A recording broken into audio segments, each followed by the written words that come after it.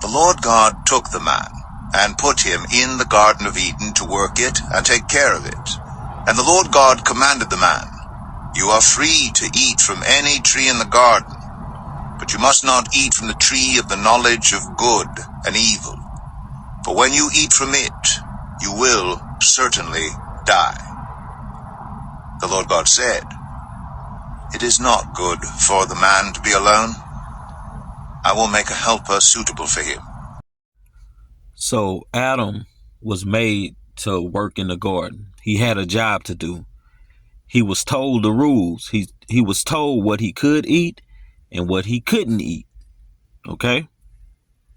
Genesis 3.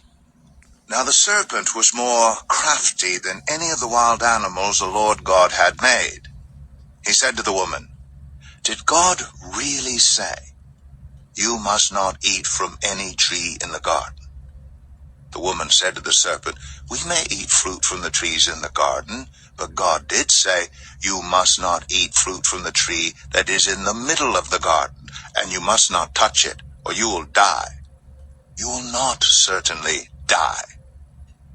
The serpent said to the woman, "For God knows that when you eat from it, your eyes will be opened, and you will be like God, knowing good and evil." When the woman saw that the fruit of the tree was good for food, and pleasing to the eye, and also desirable for gaining wisdom, she took some and ate it. She also gave some to her husband who was with her, and he ate it. Then the eyes of both of them were opened, and they realized they were naked. So they sewed fig leaves together and made coverings for themselves. Now, according to the Bible, the serpent came to Eve. And the reason the serpent came to Eve is because she didn't get the rules. She heard the rules. She probably questioned the rules anyway once Adam told her, "This is what we can do." That's why the serpent didn't come to Adam, because he would have had a harder time convincing Adam to eat the fruit.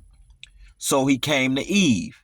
Now, after he got through talking to Eve, and Eve should not have even entertained the serpent. Adam should not have let her entertain the serpent, but both of them was intrigued by the serpent because he talked so good. He convinced you of so much. And what happened, they looking at the tree one way at first, and after the serpent get through talking to them, they saw the tree that it was good for food. At first, they seen that it wasn't good. And it's not that they couldn't eat of it or they wasn't going to be able to eat of it. It just wasn't time for that. They bit from the tree prematurely. But they seen it differently. Right now, today is August 24th, 2023. People have been seeing things how that same spirit that was in the Garden of Eden, they've been seeing it just like that up until now. That's why we have the world that we have, because everybody is following the voice of that same serpent, which is, we would call it Satan, the adversary. This voice has gotten everybody to follow something else.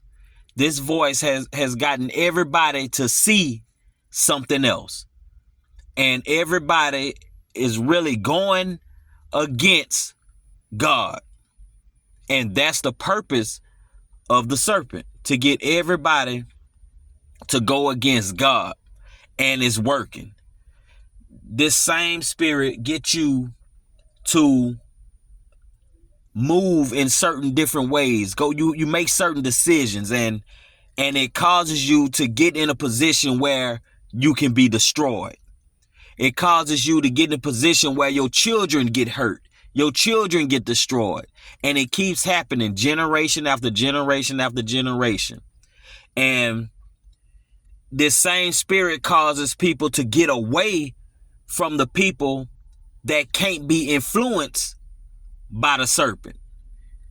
This happens all the time. And I don't know what it's going to take for people to understand that the voices that we are listening to is the same voice from this story in the garden. That same voice that's telling everybody not to read the Bible, when the Bible is a whole book of codes. The Bible is a spell breaker. It got all kind of ways in this Bible that you can break spells over your life. But the world, through voices, it's the same voice. It's telling you that something is wrong with that Bible. King James wrote that Bible. King James was this. It don't matter what he was. The stuff that's in the Bible, if you open it up and read it, it's spell breaking. Now, true, they have wicked men, just like in this, and women, just like in that story. They get possessed by that same spirit, and they able to use these same words and try to trick you with them, and they lead you astray. And that's what's going on. They make you see something different with these same words, and it's because you have rejected these words. You have rejected this Bible. You have rejected everything that's in here, and you say, I got this. I feel like this. I think like this. When you don't feel nothing of yourself, you don't think nothing of yourself. None of us do. You're going to either think like that serpent or you're going to think like God. That's it. You don't have no thoughts. Everything that you think somebody told to you and taught to you. And everybody here seem like they following that voice of the serpent. This has been Thoughts of a Black Sheep. I'm out.